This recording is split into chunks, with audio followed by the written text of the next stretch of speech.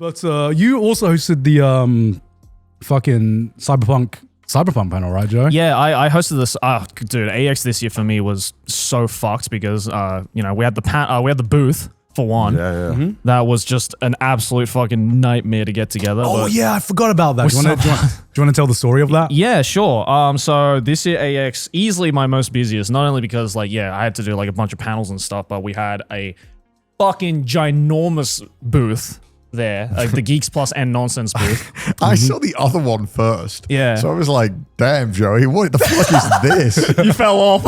Dude, did you see the other one? I didn't see it. Yeah, oh my God. So let me give some context to that. So we originally were only supposed to have one booth, right? Right. Which was the Geeks Plus and the Nonsense kind of half booth, right? So half of the store we were selling our Nonsense stuff with like the new Dun Dun Dun stuff that we announced at AX, and then the other half was like the Trash Taste stuff, the Spilled Ink stuff, and then a couple of like, I guess, little sneak peeks of like, Barn merch and like, Soul Mart merch and stuff like that.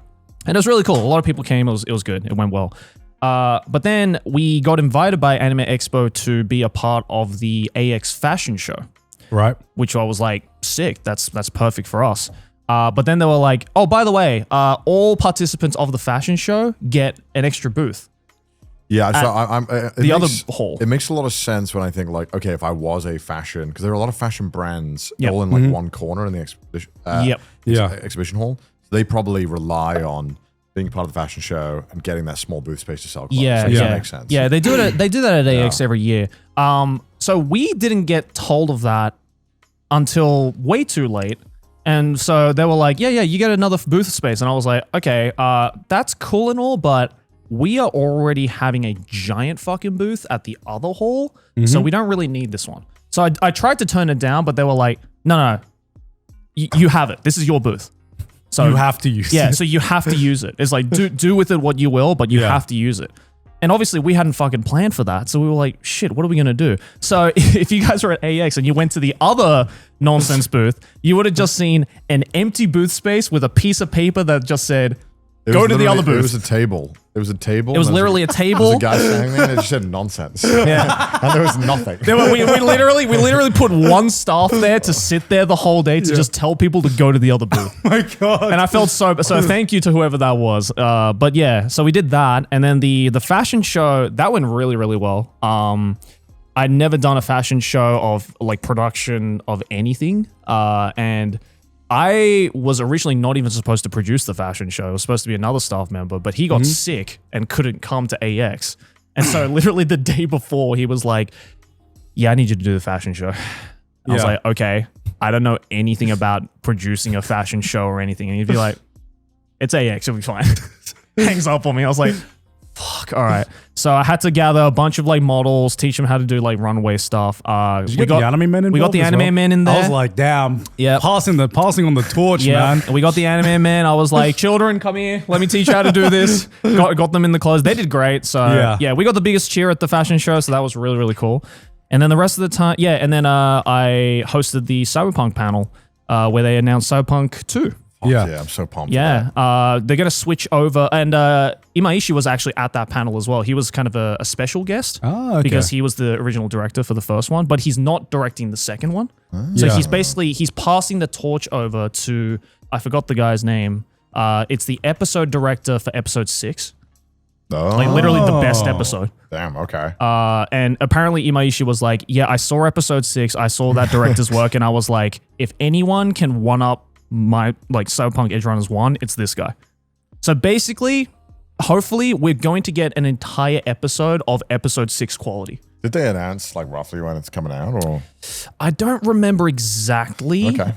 It's definitely still in the works, but yeah, Okay, that was I'm so excited. Yeah, super pumped. And the original writer for Cyberpunk Edge Runners, who is the Polish guy from CDPR, was there. Bro was the funniest motherfucker on the planet because, like, you know how like Eastern Europeans are. They're very like, you know, they don't show a lot of emotion in their face, but they can show off quite a bit of like dark humor. So the entire time, like, you know, I was asking him like, yeah, so like, what was like the inspiration to like, you know, basically end Cyberpunk like this and all that kind of stuff. And he's just like, well, you know, I'm Polish and the Polish are all very sad people. And so I wanted to express that sadness in this work. And I was like, word, all right. Cool. Fair enough. Okay. Yeah. So that's coming out. So that's really cool. What else did I do? God, I did so much AX this year. I don't fucking remember. Do you want to talk about what happened before the fashion show? Because I'll give some context. So it was like day zero. Day zero. I come downstairs, just get a coffee. Yeah. And I meet Joey's business partner, Nonsense. Yeah. And he looks like he's had a rough day. He looks like he's about to drop dead. Yeah. He looks like he's, gonna puke up or gonna throw up. I was like, oh, are you okay? And then he proceeds to tell me what happened with Nonsense in the build-up to Anime Expo. Yeah, so I don't know. You're talking about like the Don stuff, right? Yeah. Yeah, so the original plan at the booth was that we announced the Don stuff a week before AX was happening, and we said, hey, if you're at AX, you'll be able to get some Don stuff at the booth. Uh-huh. Dope. Turns out the day before, during day zero, we get a call from DHL. Oh, God. Basically saying, yeah, so the 100 boxes of the Don stuff has been shipped back to the factory.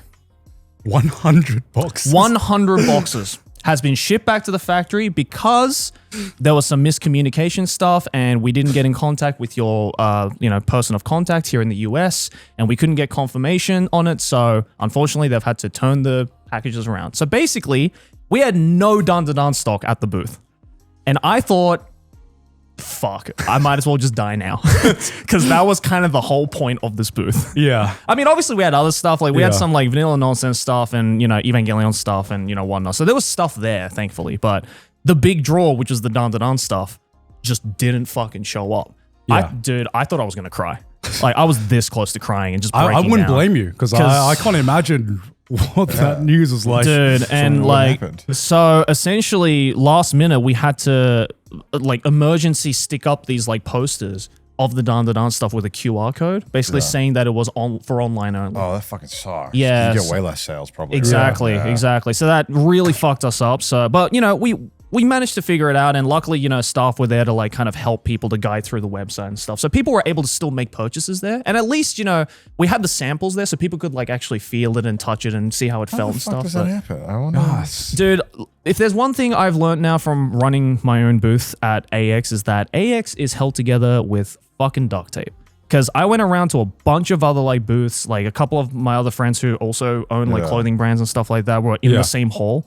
And I was talking to them and I was telling them about this fucking situation. They were like, oh yeah, that's just AX, bro. Trust me. It's like, go around to any booth at AX, guarantee they'll come back with probably about 5 or 6 different problems they ran into. Yeah. That's just the nature of AX, unfortunately. 100 boxes is crazy though. 100 boxes.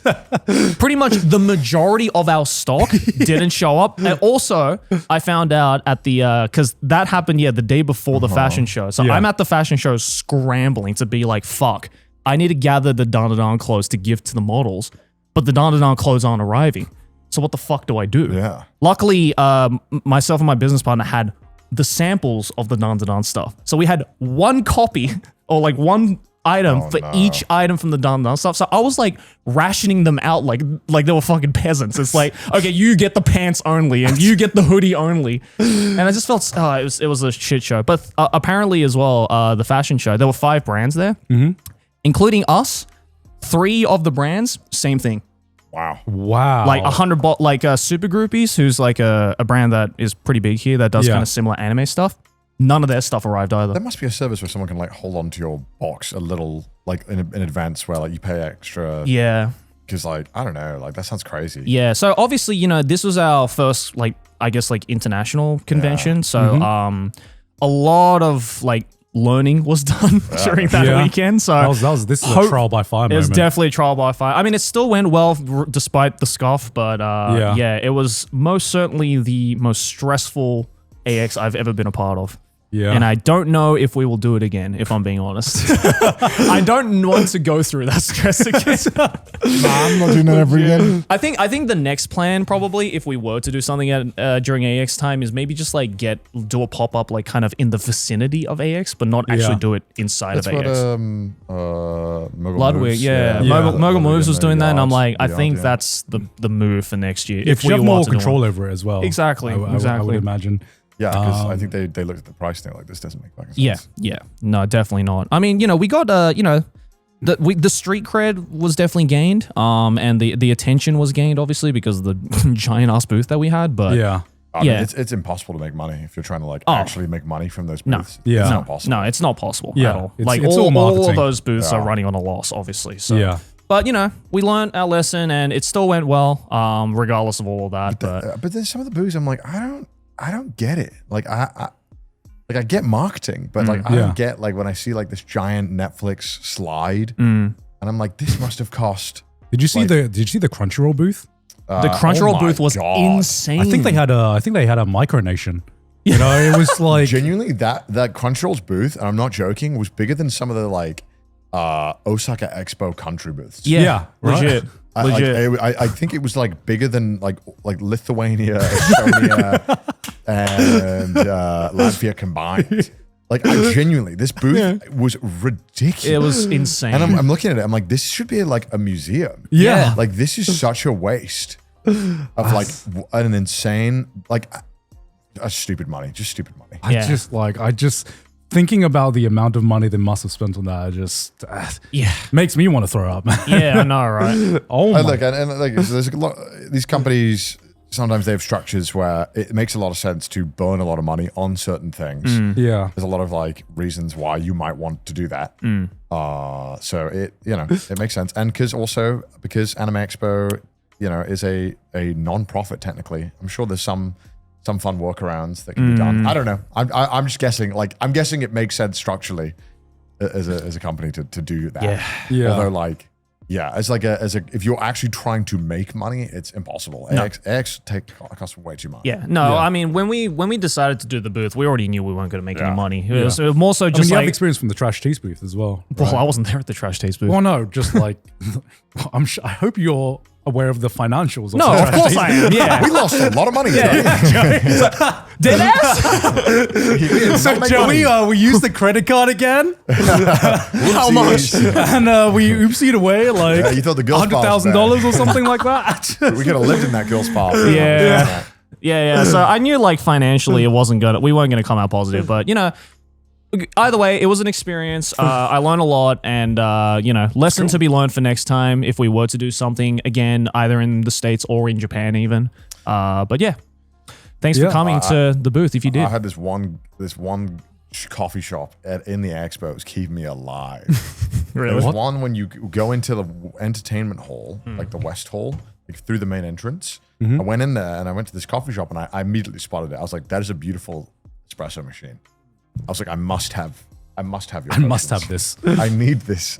I must have your coffee. Because every other machine, you get charged like $10 inside of a convention, and they put it in the crustiest old automatic coffee machine that has just the worst fucking beans of you're like, look, I need that good shit to keep me alive for this con. I'm going through it. I'm like that not Brad Pitt, someone with the guy smoking outside. And he's like dying. What's his name? I know the meme. You know the I meme. know the You know meme. It's the meme. fucking. He's like right here. The fucking this name. Yeah. fuck, what's his name? It's probably like He was Batman. He was Batman. Ben Affleck. Ben Affleck. I was like, I'm literally the Ben Affleck meme this entire convention, as we all are pursuing. Yeah. So I go to this fucking coffee and I'm like, please, I need your finest espresso. And as I do it, they're like, oh my God, Connor? I'm like, yo, what's up? They were like, oh shit. They were so sweet. And they gave me a free coffee. And then they were like, our owner isn't here right now, but he would love to see you come back. I was like, I can come back. I will be back. This is the first day. Just so we know, I'm coming back. Yeah. And I got a DM on Instagram from the owner that was like, hey man, no matter where you are in the convention, let me know. I'll make sure a coffee gets there. I was like, Damn. no. God dude. damn. You No. had a fucking personal garçon?